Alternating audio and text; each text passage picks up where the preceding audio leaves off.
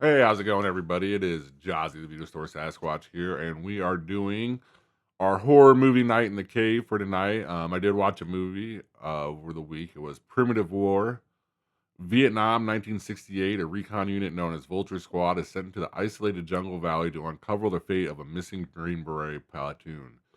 They soon discover they are not alone. Directed by Lucas Spark, and it is starring Ryan Quanten, Trisha Helfer, Nick Weschler, and Jeremy Piven. Honestly, the reason I even watched this movie is because Jeremy Piven was in it, and he did not disappoint as kind of the gray area general or colonel or whatever he plays in this movie. Very interesting movie. Not bad, not very good, but it was like the monster. At least the dinosaurs, they had a T Rex, unlike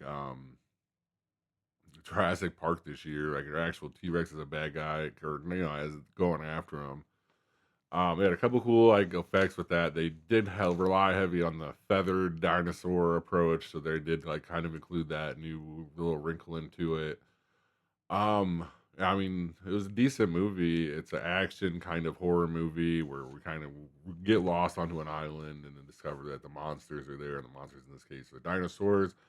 It's a little bit longer than I'd like. I think it was like an hour 50 minutes. And it does kind of drag a little bit in the hour and 50 minutes. That's why I said it's a little bit. No, it's 2 hours and 13 minutes. So it could have been like an hour 50 minutes. Then is what I was thinking because it's 20 minutes too long. But it hits all the normal stuff.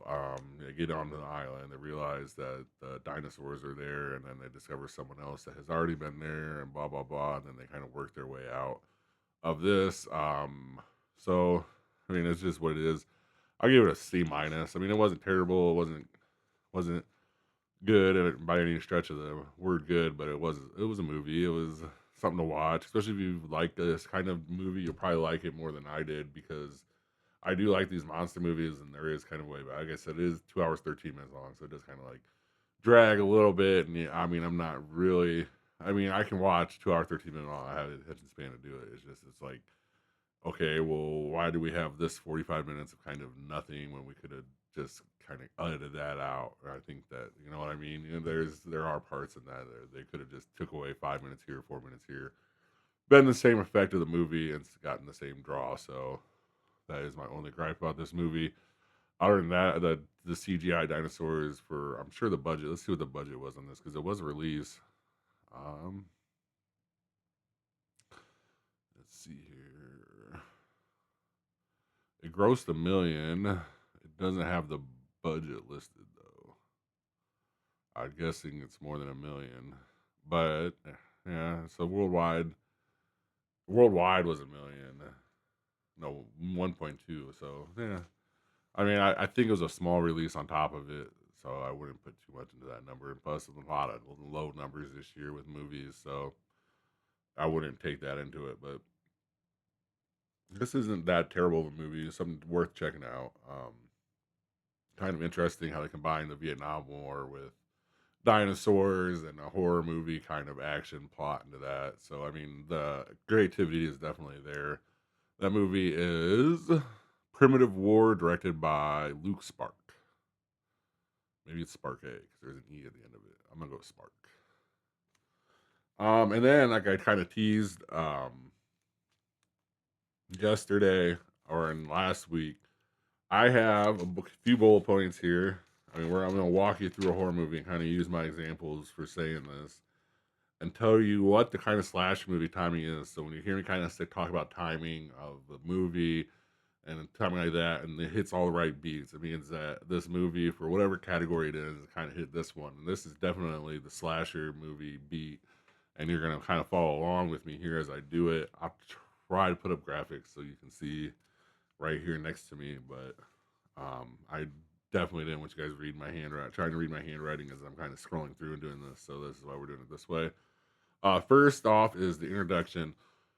For the first 5-10 minutes here of a horror movie, especially a slasher movie, we need to know the character's motivation. We need to know, um, we need to have a kill, that's for sure, and we need to um, kind of move on from there. There's two ways to do this. So what I have listed here is a Halloween. We get introduced to the boy. We're going to talk about the original Halloween here, not Rob Zombie's. So we're talking about the original in 1978. We get into meet the family a little bit. We see the sister scene and the boyfriend scene. The boyfriend dies first, and the sister. You actually see that is a theme throughout this whole process. And then in Nightmare, so we're gonna use the three main movies here. I think I throw in a couple Friday examples here, but I was off the top of my head wasn't like sure exactly how timed out that beginning of Friday the 13th is, to be honest with you. But it does follow these rules because it does get introduce you to the problem and all that. But you'll see here. So in Scream, we get Drew Barrymore. That is our false lead here, and her boyfriend, who actually dies first, Casey and Steve or whatever. So Steve dies in front of her. And then in Nightmare, it's actually only one female, and it is the false opening here with oh, I had her name written down.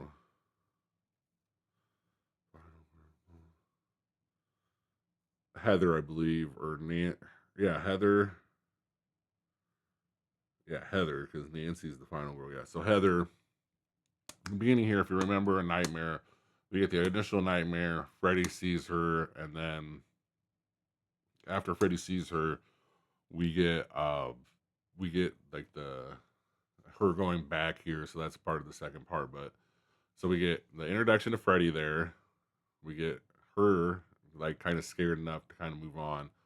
We Freddy kind of does a little bit of its own, but it still follows the slasher timing because we do get the introduction of the killer and we understand his motivations. With Michael Myers, we get the killer makes his first two kills, even though there's never really a clear motivation into the whole Halloween series. We understand that his motivation is to kill people, just to kill people for whatever reason. He just got turned bad at that age. And then in Scream, we get the boyfriend gutted when Drew Barrymore misses the question, so we know that that's going to be an important part of this movie. As the killer is going to call and he's going to ask questions at some point another time. And on top of that, we get her murdered, and we still kind of find out there's like a ruthless guy on top of it, and he's listed. So then we move on to the second part. So this is the next 10 to 20 minutes. So let's say we went 10 minutes. We'll go 10 minutes here. I'll write it down. 10 minutes here for sure. So the next 10 to 20 minutes here, the most really important moments of the whole movie because now we get introduction to the final girl, her friend group, or whatever friend group's going to be around. Think Scream. Again, like I said, we're going to go back to these three the whole time. This will be the last time I say that. So we're going to go back to Scream here. We get introduced to the final girl, who is Sydney. Well, Sydney does, the Scream does two different things here. So this is not a good one. We'll go to Halloween here. We get introduced to Laurie Strode. She's walking to school. We meet the kid that she's going to babysit later on into the movie, so we know that that is where she's going to be at tonight. Um, and then from there, we meet the two friends, the sheriff's daughter and the blonde. I didn't write their names down. I didn't really care because it doesn't matter because they're just generic characters.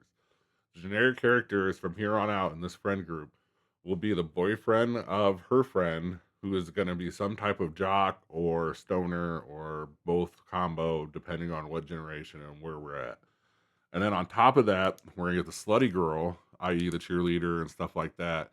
She's going to might have a boyfriend. She might not have a boyfriend, but there's definitely a boys around her the whole time.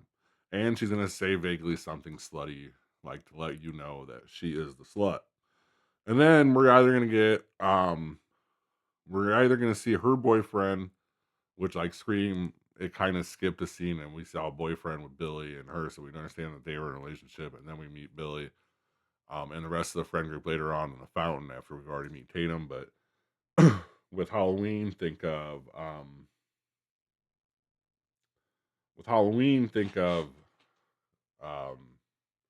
me and Laurie Strode and all that, and then they're walking and they're talking, and then we find out that they both have boyfriends and they both have plans with their boyfriends for Halloween. So we know that where they're going to be at for this part of that and last part of the movie. So that's like I said, it's all important that we're setting up here. And then with Scream, we got the boyfriend and the guy that loves her no matter what. There are other movies like I Still Know What You Did Last Summer and stuff like this that follow that kind of deal. That was more of like a 90s thing. To be quite honest with you, just not in Halloween, it's not in Nightmare because clearly Johnny Depp and Heather and Nancy want to be together, and then the boyfriend who gets accused of killing the blonde are also together. So that is also the meeting group, all in them. But you got to remember that Nightmare also had a false lead. So when we first started, we met the Heather girl or whatever her name was. I can't remember her name. You can write it in the comments. I'll write it in the comments after I look it up on the video. If I think about it, but we get her, we get Heather. We think that she's going to be the lead, only for her to be killed off right away. But why is she important to start it off? Because she's going to put all of the doubt or all of the credit to Freddy Krueger right away into the kid's brain, so that Freddy Krueger can thrive. So that's the motivation of Freddy. Freddy needed to spread. So that's why we need the false lead there. They technically call Drew Barry a false lead just because she was a big name. She wasn't when you really think about it and like break down the slasher way to go. She was just the first victim. But since she was such a big name and on the cover of the movie, that is why they kind of refer to her as a false lead. It is not in this process as that. But so now we're into 30 minutes into the movie. This is where we're gonna get introduced into the B plot here. And the B plot is gonna be the person that is carrying the load of the killers. So think of Nightmare on Elm Street. Nancy comes home, she talks to her mom. Her mom then tells the dad, and the dad we kind of figure out that the dad has already kind of set something into motion to make people stop forgetting about Fred or have already stopped, have already forgot about Freddy, or he's already had a plan to forget about Freddy because they both knew who Freddy was, the mom and dad. When we're talking about Scream, we actually go to the news reporters here. We get Gail. She gives us the whole background of Con Weary in the news report online before Sydney falls asleep and gets her first attack there. So we get that Con Weary has already been blamed for Sydney's murder. We know that Sydney's moms went through a murder. So we kind of all know that backstory there. So this is getting us to the backstory. And Michael, we get the psychiatrist, Dr. Loomis, who is coming into the town, talks to the sheriff. And as he's talking to the sheriff, he explains why Michael's coming back. And then that throughout the movie is the B plot. So that's what I'm talking about with the B plot here. So that'll take about 10 minutes there, probably. So 5-10 minutes, but we'll go 7.5. So we're at 37 now. At around the 37-minute mark, like I said, around you need the killer in some way to introduce themselves to the final girl.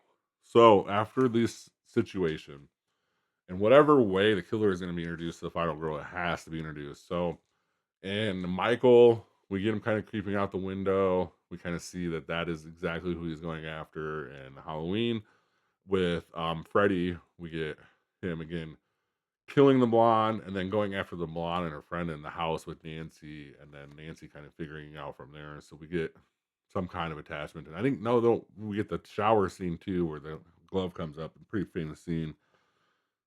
So we get introduced to the killer there with the final girl, Sydney. Obviously, the phone call after the nap scene. Um, so yeah, so sorry, so Sydney after the nap scene gets introduced. And then since that was a whodunit, it is a little bit different. A little bit, it can be a little bit different pacing, but you'll see that it all lines up because they get the false lead of Billy could be the killer and stuff like this, but we know it's not really a false lead after we watch the movie. So really, it was a pretty good little clue to kind of red hair out Billy because there's like, oh well, he can be it because we already proved that he wasn't it and that it was him. So pretty cleverly done there with Scream. Now that I think about it.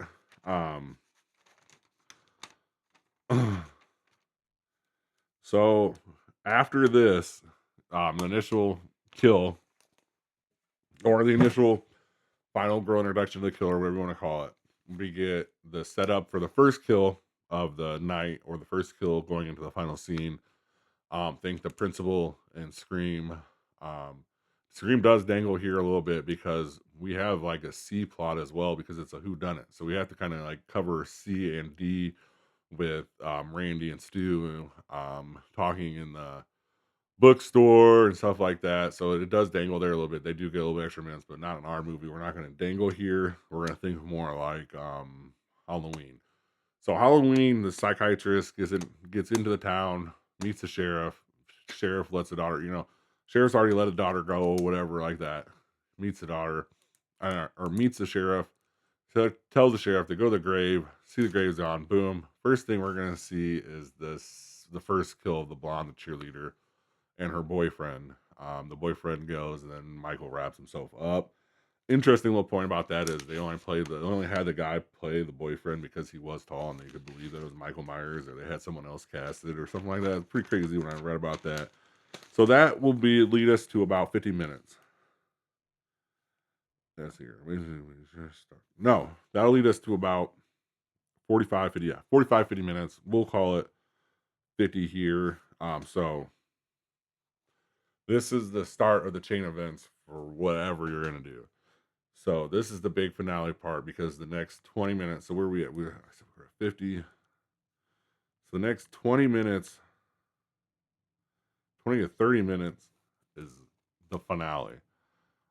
Both plots have to be wrapped up in some certain way. So we're going to bring the B plot in to uh, existence here, where we bring everyone all into the party with Scream.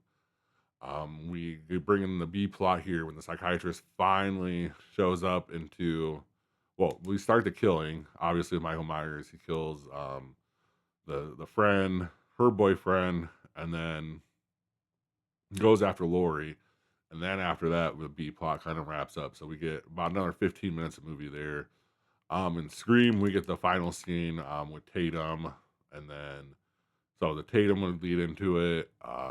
Tatum kill. Said it 3 times. I'm trying to remember like the order after that. So Tatum gets killed. Then we go back. Gil is there. Gil comes back around to the videos. So that's how we figure that timing out there is because of that. So then the cameraman gets it after that. And then we lead into the cameraman gets it, then we lead into the final chase, which is what I was going to talk about. Is so the B plot and everything is being intertwined into each other, and then we get the final chase. Um, Actually, that doesn't work in Halloween's case, but that's fine because the B plot gets wrapped up after the final chase, really, because really Laurie's already gone through the house the second time, and then he comes out and shoots him 6 times. So never mind that for Halloween. This is Scream. B plot leads into the final thing here. Get the final chase going on. The final chase should be about 10 minutes at most.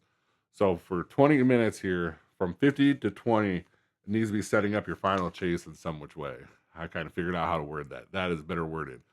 The 50 to 70 minute mark is your final chase. The last 10 minutes, 70 to 80, is your final chase moment. And then from 80 to about 90 here is your wrap up of killing the killer, surviving whatever you have to survive, whether in Halloween, it's like that. And remember, in Scream, it is actually an hour and like 50 minutes. So this timing doesn't work exactly for Scream, but it still follows all the main things I've kind of pointed out here. And I'll explain the difference here. In Halloween, we'll get 50 to 70 minutes here. We'll get, like I said, the people die, whatever. We get the whole final chase. We get to the final chase, and after the final chase, Loomis kills them, and then we can move on from there, and it just kind of ends because the sheriff joins in and all stuff like this. So it's a quick ending. In Friday or in Eddie or Nightmare on Elm Street, they drug him. She stays up. Johnny Depp dies, and then the final chase is her going through the house. Remember, and like the stairs and stuff like that fell. And then we get the actual false ending where we find out Freddy survived, which leads into the Scream one where we get, like I said, the cameraman, all that. I explained all that. Now I'm here to the final chase where we chase her to the house. We get Randy and her at the house. We find out who did it. They explain all that. That's why it takes longer for all this because there's a whodunit behind it. So the extra 20 minutes is solving the whodunit and adding a C plot there. But most slashers ain't gonna have that when we're talking traditional. We're not talking about traditional.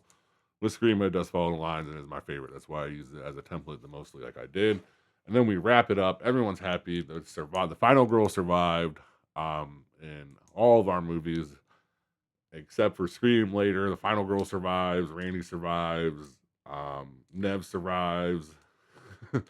Dewey survived. We get 4 survivors. We get more survivors than we get kills. And if you've been following along, I kind of marked it as we went on. Halloween kills. We'll just go from the very beginning. The sister, 1. The Boyfriend 2. Um, see here, Nurse 3, and then The Blonde 4, Boyfriend 5, Brunette 6. So 6 kills there. Nightmare, Heather 1, Blonde 1, Boyfriend of Blonde 1, Johnny Depp 1, 4 kills. And Scream 1, 2 to start with Casey and Steve. Principal, Tatum, cameraman,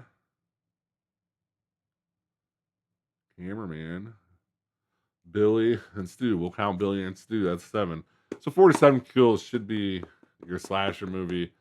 Anything more is also going to be awesome because you followed the template, you figured out how you're going to write it, and you figured out how to get more than 47 kills out of it, which would be awesome.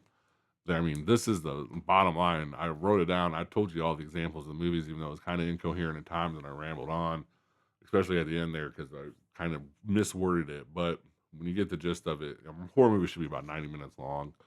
Any longer, or not horror movie, a slasher movie should be about 90 minutes long. Any longer, it doesn't hold up with the template, and you're kind of stretching out parts, and you're kind of just adding anything else that doesn't need to be there, except in Scream's case, because Scream is a slasher movie, but they still have a whodunit behind it, so it is a little bit different. Not really. I know what you did last summer, kind of tried to do the whodunit too, remember, with Ben and stuff like that, and they kind of didn't work. It has to be done right. And to be honest with you, the guy that did Scream, he knew the rules. I mean, you look at the rule, look at the template of Scream. It's exactly what my template is, except it's at 150 minutes because they had to add a C plot. If I would have added a C plot to this template, we would have really got there. So it's something to think about there. Then another Kevin Williamson, he understands horror like crazy. Like if you just watch his meta stuff and all that, you just get it. The 3 rules, he pretty much ruined the 3 rules for everybody because when they kind of went back into it, they realized that the horror movies are more of a mortality thing and more of like a way to kind of like if you even go back way back in the day to the Grimm stories, like you know what I mean. Those are not very happy. The Brothers Grimm stories, they end up with tragedies. It's to scare people. It's to make sure that whatever decisions or whatever is going on at the time in the society, they kind of you know get away from it, and it's supposed to scare you and supposed to be like eye opening and morality and all that blah blah blahness. And I know that that's a lot to just ask for a bloody slasher movie, but it really is, when you really really want to do it right, that is the way it should be done and the way it should be handled and all that stuff. And it's just human emotions here that just you just got to play on the natural. Thank you guys very much for watching. This is one more stuff that we want to do. I want to do on this channel, so we'll try and break down other types of movies and let you know like where to go and how many acts and stuff like that, and like just let you know where we're at and why I judge what movies I do judge at too, because I think it does help. Thank you guys very much for watching. Please have a good rest of your day or night, and please follow. We're so close to 100 on the Facebook page, and if we can get there, we can do some live stuff, which will be fun. So I'm looking forward to that. Thank you guys very much. Have a good rest of your day or night. Thank you for watching. Please like and subscribe. Comment your top movie picks for Throwback Thursday in the comment section. And see you next time in the cave.